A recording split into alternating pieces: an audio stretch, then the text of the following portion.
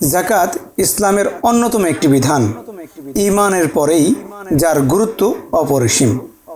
মহান রব্বুল আলামিন কোরআনুল কারীমের অসংখ্য জায়গায় মুমিনদেরকে যাকাত আদায়ের আদেশ দিয়েছেন। শুধু তাই নয়, রাসূল করিম সাল্লাল্লাহু আলাইহি ওয়াসাল্লাম ঘোষণা দিয়েছেন যে ইসলামের 5টি স্তম্ভ রয়েছে, তার মধ্য থেকে অনেক গুরুত্বপূর্ণ একটি হলো যাকাত। যাকাত কাকে বলে? যাকাত হলো ধনীদের সম্পদে জমে থাকা গরিবের অধিকার। যাকাত এটা দান নয়, বরং গরিবের সম্পদ। যাকাত আদায়ের মানে হলো নিজের সম্পদে জমে থাকা অন্যের অধিকার তার কাছে পৌঁছে দিয়ে নিজের সম্পদকে পবিত্র করা এবং নিজের সম্পদকে পবিত্র করার মাধ্যমে নিজেকে জান্নাতের জন্য প্রস্তুত করা। শুধুমাত্র হযরত মুহাম্মদ মুস্তাফা সাল্লাল্লাহু আলাইহি ওয়াসাল্লামের উম্মতের উপরই যে যাকাত ফরজ, বিষয়টি এমন নয়।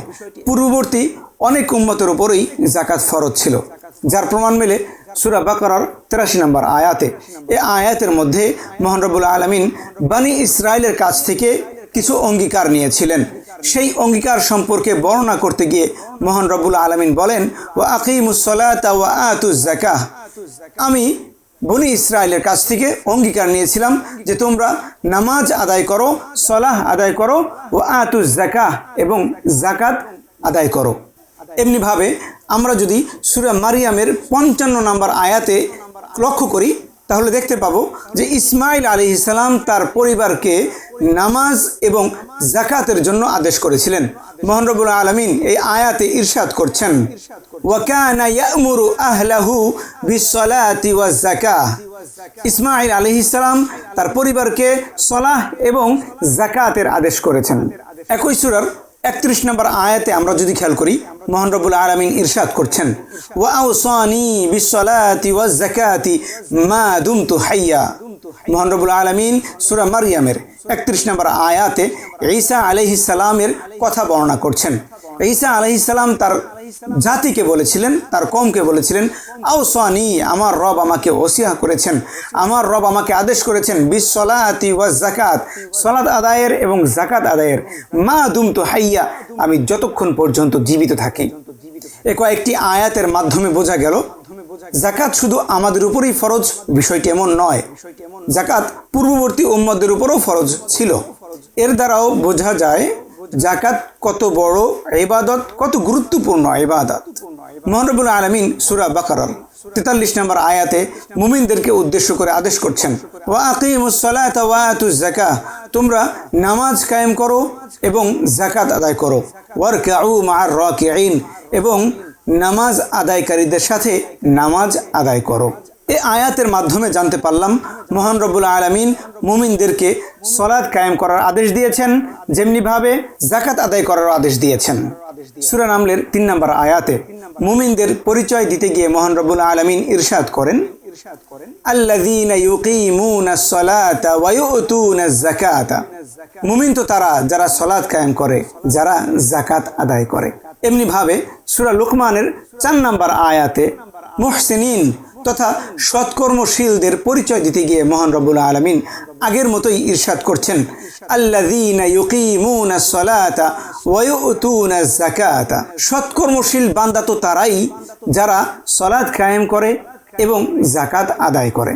ওয়াহুম বিল আখিরাতি হুম ইউকিনুন, এবং কিয়ামতের দিবসের উপরে বিশ্বাস রাখে।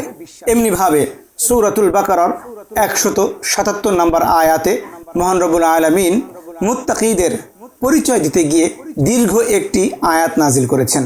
তার মধ্য থেকে অংশ বিশেষ হলো, ওয়া আকামাস সালাতা ওয়া আতাজ যাকাতা। মুত্তাকি তো ওই ব্যক্তি যে সালাহ আদায় করে, মুত্তাকি তো ওই ব্যক্তি যে যাকাত আদায় করে। পরবর্তীতে মহান রব্বুল আলামিন এই আয়াতের শেষাংশে ইরশাদ করছেন, উলাইকা হুমুল মুত্তাকুন, তারা হলো মুত্তাকি। এই পর্যন্ত আলোচনার মাধ্যমে আমরা জানতে পারলাম যে মহান রব্বুল আলামিন মুমিনদেরকে যেমনিভাবে সালাত কায়েমের আদেশ দিয়েছেন, ঠিক তেমনিভাবে যাকাত আদায়েরও আদেশ দিয়েছেন। শুধু তাই নয়, কখনো মুত্তাকিদের গুণ বর্ণনা করতে গিয়ে মহান রব্বুল আলামিন বলেছেন মুত্তাকি তো তারা যারা যাকাত আদায় করে। কখনো মুমিনদের গুণ বর্ণনা করতে গিয়ে বলেছেন মুমিন তো তারা যারা যাকাত আদায় করে। কখনো সৎকর্মশীলদের গুণ বর্ণনা করতে গিয়ে মহান রব্বুল আলামিন বলেছেন সৎকর্মশীল বান্দা তো ওই বান্দা যে যাকাত আদায় করে। মহান রব্বুল আলামিন যাকাত আদায়কারীদের জন্য পুরস্কারের ব্যবস্থা করেছেন, যেমনটি সূরা বাকারার 277 নম্বর আয়াতে আল্লাহ তাআলা ইরশাদ করছেন লাহুম আজরুহুম ইনদা রাব্বিহিম, যারা যাকাত আদায় করে, যারা সালাত কায়েম করে, তাদের জন্য পুরস্কার রয়েছে তাদের প্রতিপালকের কাছে। ওয়ালা খাউফুন আলাইহিম, তাদের কোনো ভয় নেই। ওয়ালা হুম ইয়াহজানুন, তারা দুঃখও পাবে না, তারা দুঃখীও হবে না। এমনিভাবে সূরাতুন নিসা এর 162 নম্বর আয়াতে আল্লাহ তাআলা যারা যাকাত আদায় করে, যারা নামাজ আদায় করে, তাদের ব্যাপারে বলতে গিয়ে বলেন উলাইকা, তারা তো ওই সমস্ত বান্দা সানুতিহিম, আমি তাদেরকে অচিরেই দিব আজরান আযীমা, মহান প্রতিদান, মহান পুরস্কার। যাকাত আদায়কারীর উপর মহান রব্বুল আলামিনের রহমত বর্ষিত হয়, যেমনটি আল্লাহ তাআলা ইরশাদ করছেন সূরাতুল আরাফের 156 নম্বর আয়াতে। এই আয়াতের মধ্যে আল্লাহ তাআলা ইরশাদ করেন ফাসা আক্তুবুহা, আমি তাদের জন্য রহমত লিপিবদ্ধ করব, লিল্লাযীনা, যারা ইয়াত্তাকুনা, আল্লাহ তাআলাকে ভয় পায়, ওয়ায়ুতুনা যাকাতা, এবং যাকাত আদায় করে। মহান রব্বুল আলামিন এই আয়াতের মধ্যে যাদের উপর রহমত বর্ষিত করবেন তাদের বর্ণনা করতে গিয়ে প্রথমেই বললেন যারা মুত্তাকি তাদের উপর রহমত বর্ষিত করবেন। দ্বিতীয় নম্বর মহান রব্বুল আলামিন ইরশাদ করলেন যারা যাকাত আদায় করে তাদের উপর আল্লাহ তাআলা রহমত বর্ষিত করেন। ঠিক এই কথাটাই মহান রব্বুল আলামিন সূরা তাওবার 71 নম্বর আয়াতে ইরশাদ করেছেন। যারা আল্লাহ তাআলা এবং রাসূল করিম সাল্লাল্লাহু আলাইহি ওয়াসাল্লামকে আনুগত্য করে এবং যাকাত আদায় করে, তাদের ব্যাপারে মহান রব্বুল আলামিন ইরশাদ করেন সায়ারহামুহুমুল্লাহ, অচিরেই আল্লাহ তাআলা তাদেরকে রহমত দিবেন, তাদের উপর রহমত বর্ষণ করবেন। এছাড়াও সূরা নূরের 56 নম্বর আয়াতে আল্লাহ তাআলা ইরশাদ করছেন ওয়া আকিমুস সালাতা, তোমরা সালাত কায়েম করো, ওয়া আতুজ যাকাতা, তোমরা যাকাত আদায় করো, ওয়া আতিউর রাসূলা, তোমরা তোমাদের রাসূলের আনুগত্য করো। এগুলো করলে কি হবে? লাআল্লাকুম তুরহামুন, তোমরা মহান রবের পক্ষ থেকে রহমত প্রাপ্ত হবে। এই তিনটি আয়াতের মাধ্যমে আমরা জানতে পারলাম যেই সমস্ত বান্দাদের উপর আল্লাহ তাআলা রহমত জারি করেন, যেই সমস্ত বান্দাদের উপর আল্লাহ তাআলা রহমত বর্ষণ করেন, তাদের মধ্যে থেকে ওই ব্যক্তিও রয়েছেন যিনি যাকাত আদায় করেন। আমরা যদি যাকাতের গুরুত্ব বোঝাতে চাই তাহলে বলবো যেমনিভাবে মহান রব্বুল আলামিন পুরুষদেরকে যাকাত আদায়ের আদেশ দিয়েছেন, ঠিক তেমনিভাবে আল্লাহ তাআলা সূরাতুল আহজাবের 33 নম্বর আয়াতে সেখানে বিভিন্ন হুকুম আহকামের কথা বর্ণনা করতে গিয়ে মহান রব্বুল আলামিন যাকাতের কথাও বর্ণনা করেছেন। মহান রব্বুল আলামিন ইরশাদ করেছেন ওয়া আতিনাজ যাকাতা, তোমরা যাকাত আদায় করো, হে মুমিন মহিলাগণ তোমরা যাকাত আদায় করো।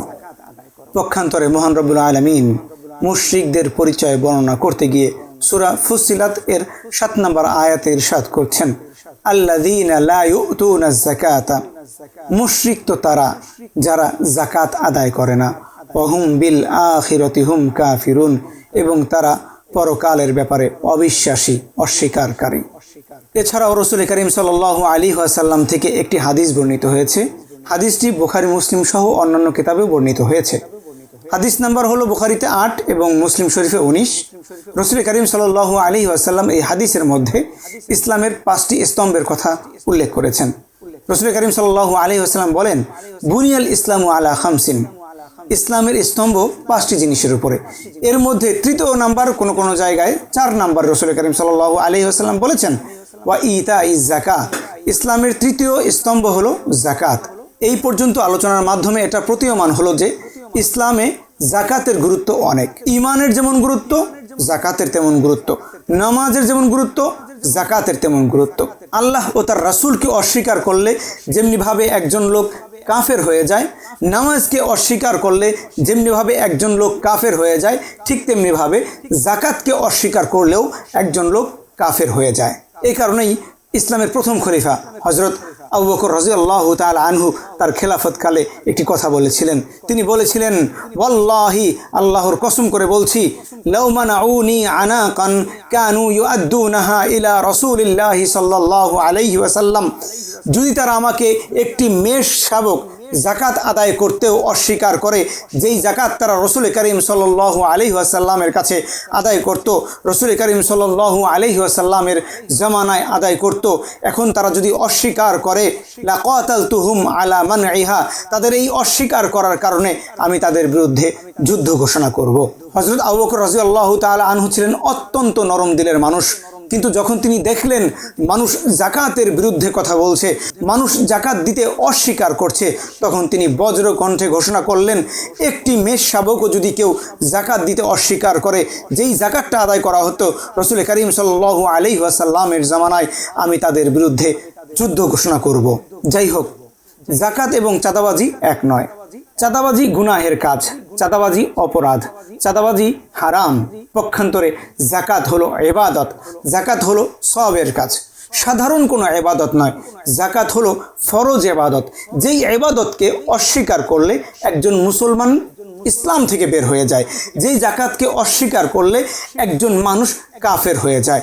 মহান রব্বুল আলামিন আমাদেরকে জাকাতের গুরুত্ব অনুধাবন করে সম্পদের সঠিক হিসাব করে গরিবের হক, গরিবের অধিকার গরিবের কাছে পৌঁছে দেওয়ার তৌফিক দান করুন। আসসালামু আলাইকুম ওয়া রাহমাতুল্লাহি ওয়া বারাকাতুহু।